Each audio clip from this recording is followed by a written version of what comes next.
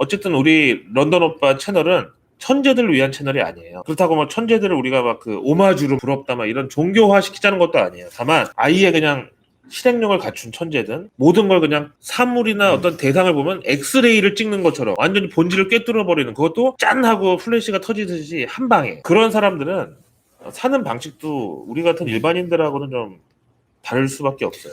그러니까 지금 시대는 무언가를 도전한다고 했을 때 기회비용이 크게 들지 않는 사회잖아요. 기술이 많이 발전돼 있고 내가 뭔가를 배우고 싶다면 지금 하버드나 미국 스탠포드에 있는 명강의들도 인터넷으로 들을 수 있어요. 그러니까 실제로 이건 빌 게이츠가 한 얘기예요. 그 자선재단을 만들고 아마 15주년 때 빌 게이츠가 인터뷰를 하면서 한 얘기가 그 에듀테크의 발전을 통해서 전 세계 인구들이 더 지능이 더 높아질 것이다, 이런 이야기를 했거든요.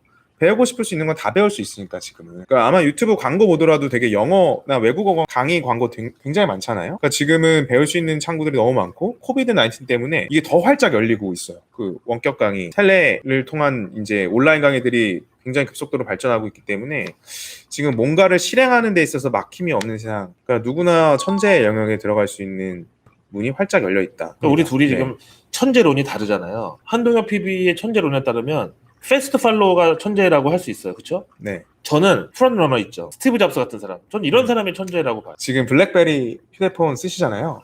원래 스마트폰의 문을 활짝 연 건 전 블랙베리라고 보거든요. 림사의 블랙베리가 스마트폰의 세상을 열었는데 사실 그거를 빠르게 따라잡고 뭔가 스탠다드를 만든 건 스티브 잡스예요. 그러니까 어떻게 보면 스티브 잡스도 최초는 아니었던 거예요, 스마트폰. 하긴 스티브 잡스가 아이튠즈 공개했을 때 기존 그 연예 음반 업계에서 어마어마한 그 공격과 반발이 있었다잖아요. 일론 머스크도 마찬가지. 테슬라 전기차 처음에 개발했을 때 내연기관 생산하는 자동차 메이커들이 엄청 견제하고, 그다음에 스페이스 X도 원래 에어로스페이스 그 미국의 항공 우주 산업이 보잉하고 락히드 마틴 요 두 개가 항공 우주 산업도 엄청 크게 했었는데 거기서 또 견제를 엄청 받았다는 거예요. 근데 결국은 누가 이겼습니까? 스티브 잡스가 이겼고 일론 머스크가 이겼잖아.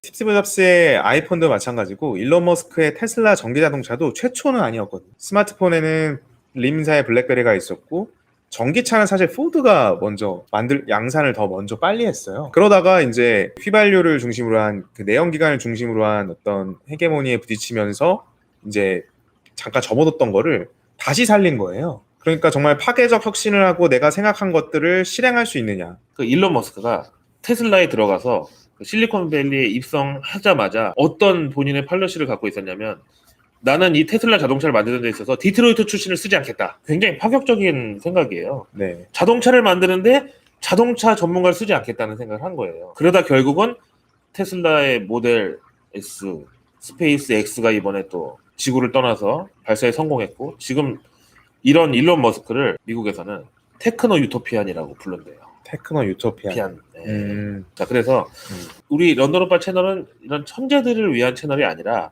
어떻게 하면 우리가 그들과 같은 생각을 하고 그들과 같은 실행력을 갖출까, 이런 건데, 솔직히 이런 천재들은 어렸을 때부터 앞에 보신 한국 비운의 천재들 말고 그냥 본인이 꽂힌 분야가 있으면 그대로 쭉 가고, 일종의 근데 열차처럼 한번 가속도가 붙으면 그냥 직진의 어떤 에너지가 굉장히 크기 때문에 쉽게 멈추지도 않고 뭐 탈선 이탈하기도 쉽지 않고, 머리가 우리처럼 어설프게 좋은 사람들은 아예 머리가 나빠서 어떻게 살아야 되는지도 모르고 그냥 시키는 대로만 하고 사는 것도 아니고, 그렇다고 완전히 이 세상을 바꿀 만한 실행력을 갖고 있는 거 아니야. 그러니까 머리가 어설프게 좋다 보니까 어떻게 하면 돈을 벌 수 있는지를 알아요. 근데 그 길이 보이는데 길에 들어가질 못해. 이게 그냥 일반인. 그런 차원에서 차라리 그 길이 안 보이는 사람이 더 나을 수도 있어요. 왜냐하면 사람 머리 좋고 예쁜 사람 다 있거든요. 다 똑같을 수는 없어요. 그러면 아예 그냥 머리를 쓸 필요가 없는 일을 하고 살면 되는데, 우리처럼 머리가 어설프게 좋은 사람들은 스트레스를 많이 받을 수밖에 없어요. 왜냐면 막 동경을 하는 그 대상이나 어떤 길을 나도 알겠거든, 뭔지. 근데 갈 수가 없는 거야. 그래서 이렇게 머리가 어설프게 좋은 사람들이 대부분 어떤 필살기로 준비하는 게 뭐냐면 도박 심리예요.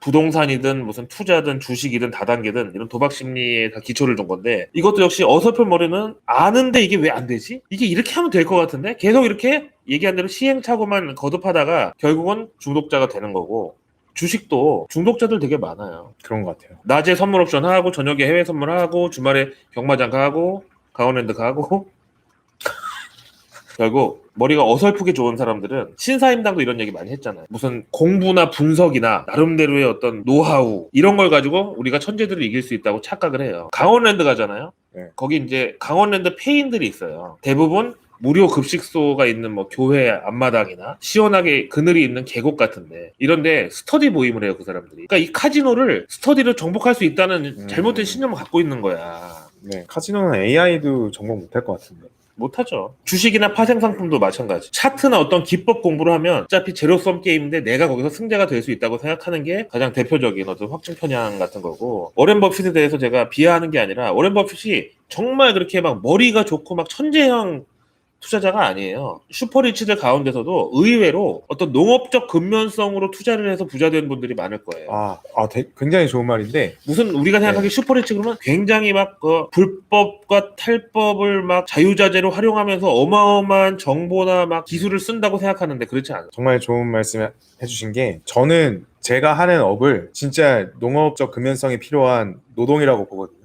와, 4차 산업혁명 시대도 좀처럼 AI로 대체될 수 없다는 이 금융업을 네. 농업적 근면성을 접근해야 된다고요? 정말 끊임없이 공부를 해야 되고요. 변화하는 세상에 되게 호기심을 많이 가져야 되고, 그러니까 정말 아이디어들을 끊임없이 계속 축적을 해놓고, 그게 정말 맞아 들어가는 시장 타이밍에 왔을 때 바로 액션을 하기 위한 준비들을 항상, 그러니까 정말 이제 씨를 뿌릴 때와 정말 여기에 물을 줄 때, 걷어 들일 때, 이때 막힘없이 행동이 나가려면은 이제 그런 좀 공부들이 평소에 필요하지 않나, 그런 생각이 들어요. 불확실성의 영역을 이길 수 있는 것은 농업적 근면성이다. 맞아요. 공부가 됐던 네. 평소에 뭐 본인의 습관을 다지는 게 돼. 이렇게 지식과 경험과 응용력을 가지고 시장을 바라보는 사람 앞에서 뭔가 AI 최근에, 그러니까 핀테크, 뭐 테크핀 이야기 많이 나오면서 이 자산관리 시장이나 투자 업계에도 AI 이야기가 되게 많이 나오죠. 이렇게 꾸리면은 뭔가 시장에 뭐 맞춰갈 수 있고, 뭐 미국의 70%의 매매가 뭐 AI가 주문을 낸다고 하고, 그거는 말 그대로 매수 매도를 주문을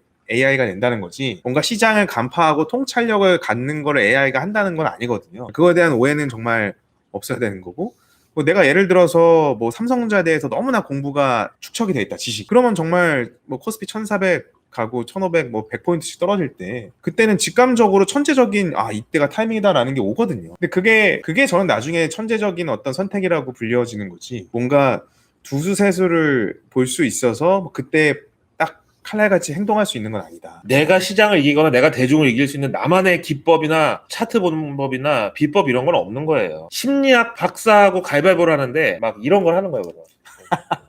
네. 막 이런 걸 하는 거야. 네. 얼마나 그 사람이 보기 우습겠어. 거기다 또 막 심리전에 또 들어가서 자기 나름대로 심리전 한답시고, 남자는 주먹 알죠? 막 이런 걸 또 막 해. 그러면서 저 사람이 주먹을 내면 내가 보자기를 내는데 이걸 저 사람이 알고 가위를 낼 테니까 난 주먹을 내자. 이랬다가 져. 막. 한동현 PB의 어떤 전문 부자가 나오는데, 우리가 해외에 이제 셀럽들 많이 보잖아요. 네. 지금 얘기한 뭐 스티브 잡스나 뭐 일론 머스크나 빌 게이츠나 이런 분들은 얘기한 대로 실행력에 있어서 강한 천재들이라고 했는데, 흔히 이제 전 세계에서 봤을 때 천재라고 불릴 수 있을 만한 아이콘이 먼저 이제 빌 게이츠, 그다음에 스티브 잡스, 그다음에 최근에 뭐 거의 천재계 아이돌급을 담당하고 있는 일론 머스크, 이 세 분인데, 이 세 명의 어떤 천재성은 다른 것 같아요. 일단 빌 게이츠는 20대 초반부터 사실 마이크로소프트를 창업을 했고, 빌 게이츠는 금수저잖아요. 출신이. 네. 아버지가 대학교 입학 선물로 포르쉐를 사줬대. 네, 그 포르쉐 갖고 사고 냈죠. 네. 사고 내서 막 경찰서 가서 사진 찍은 뭐 그런 일화도 있는데, 머그샷이 직접 있잖아요. 네. 그때 포르쉐면요 거의 집 두 채를 살 정도에, 미국에서. 빌 게이츠 같은 경우는 분명히 어떤 공학도 프로그래머로서의 천재는 맞는 것 같아요. 우리가 생각하는 정말 학습 능력이 뛰어나고, 실제로 노력도 굉장했던 게, 거의 자기는 퇴근하고 나서 새로 나오는 박사 논문들이나 책들을 뭐 1년에 토탈로 한 300권 이상들을 받고 해요.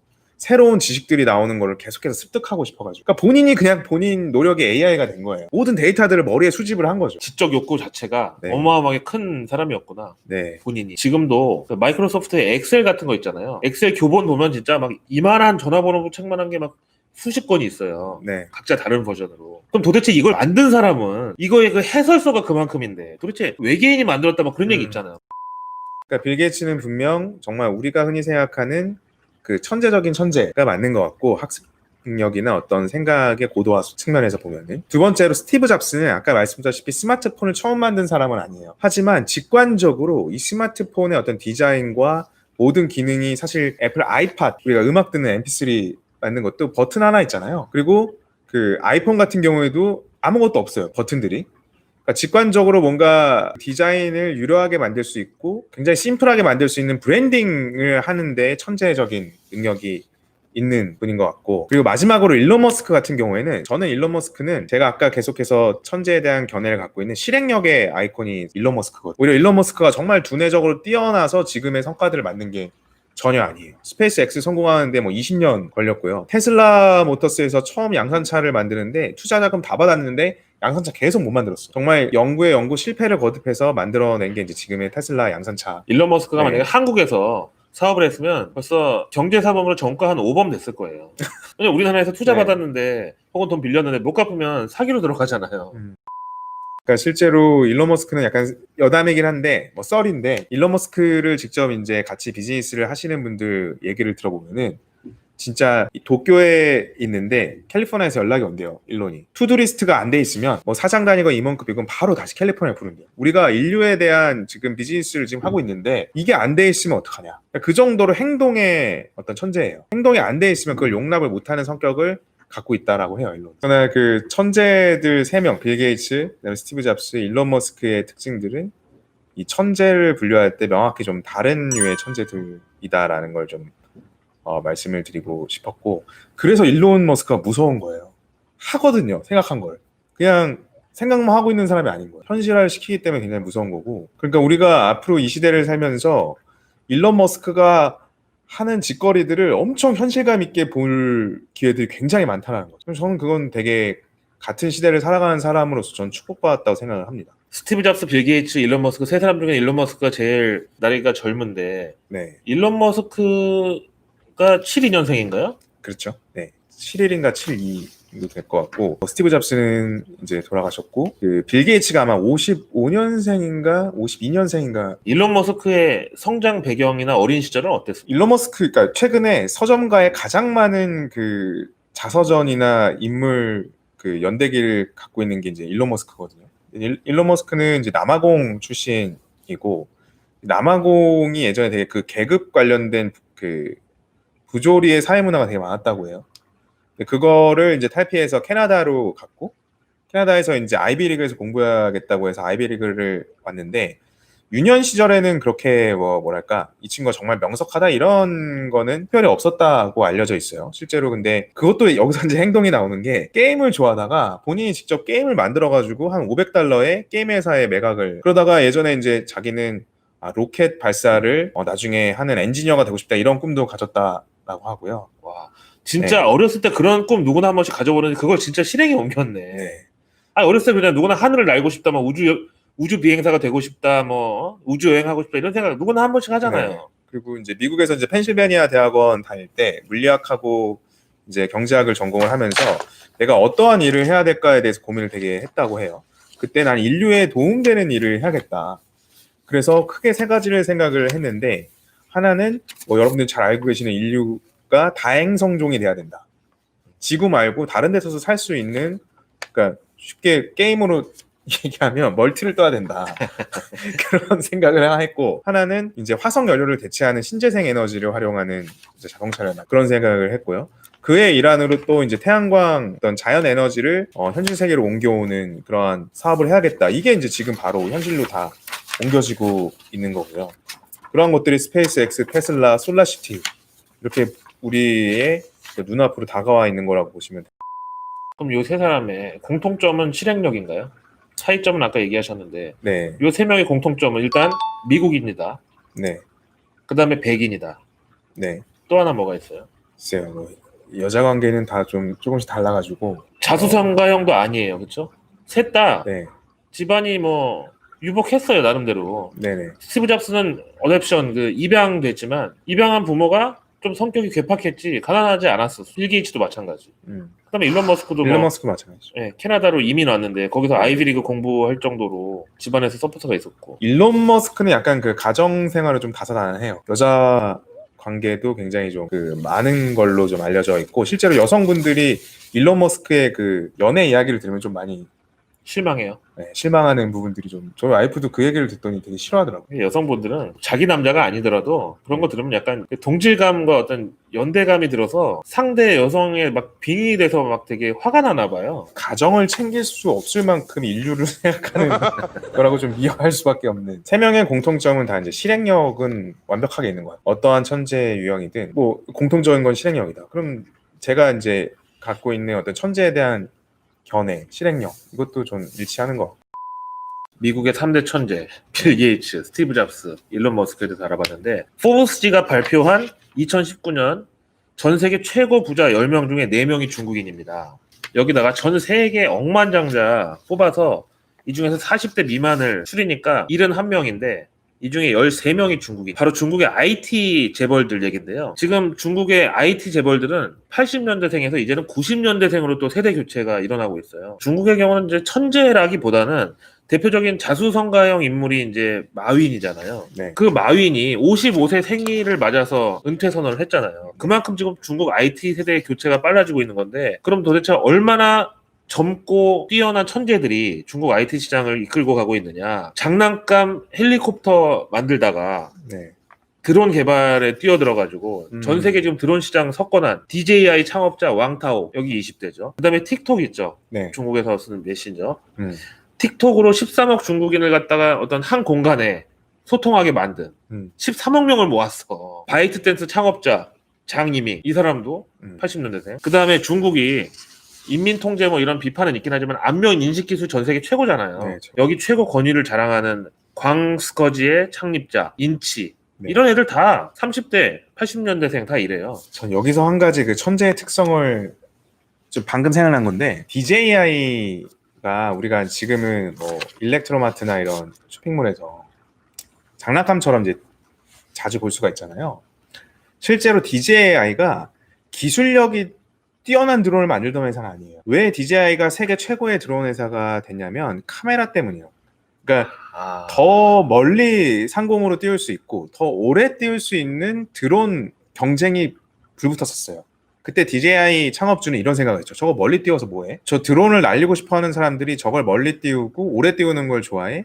아니면 뭘 좋아할까? 공감 능력을 한번 생각을 해본 거죠. 아니야, 사람들은 저걸 띄워서 위에서 정말 멋있게 사진을 찍거나 영상을 찍는 걸 좋아할 거야. 그래서 DJI가 그 드론에다가 카메라를 달기 시작했고 그때부터 DJI는 세계 최고의 회사가 됐거든요. 그러니까 기술로 어떤 연상 능력으로 테크적인 걸로 천재성을 발휘해서 지금의 DJI가 생긴 게 아니라는 거죠. 사람들의 대중의 무엇을 생각하고 원할까? 공감 능력.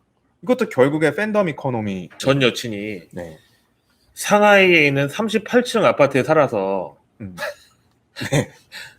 드론에 카메라를 달아가지고 저는 이게 어떻게 보면 주식시장으로도 보면은 저는 동학개미 운동 개인 투자자가 훨씬 더 주식을 잘할 수 있는 시대에 온 것 같아요. 왜냐하면 우리가 쓰는 거, 우리가 좋아하는 물건, 우리가 좋아하는 취향, 우리가 제일 잘 알잖아요. 그걸 펀드 매니저나 돈이 많은 어떤 국쿠펀드, 기금들이 많이 알지 않아요. 그 시대는 지나간 거예요. AI 매매가 더 잘 알지 않아요. 우리가 이마트가 더 팬덤이 있는지 쿠팡이 팬덤이 있는지, 예를 들어서 명품 기업의 어디 뭐 에르메스가 더 팬덤 이코노미를 자극하는지, LVMH가 자극하는지 소비자, 우리가 쓰는 사람이 더 잘한단 말이에요. 그러니까 우리 개인 투자 입장에서 더 좋은 기업들을 더 발빠르게 고를 수 있다라는. 그러니까 지금의 주식시장은 단순히 동학개미 운동을 제가 응원하는 게 아니고 개인 투자자가 훨씬 더 잘할 수 있는 시대에 온 거예요. 그러니까 매니저들이 지금 헤매고 있잖아요.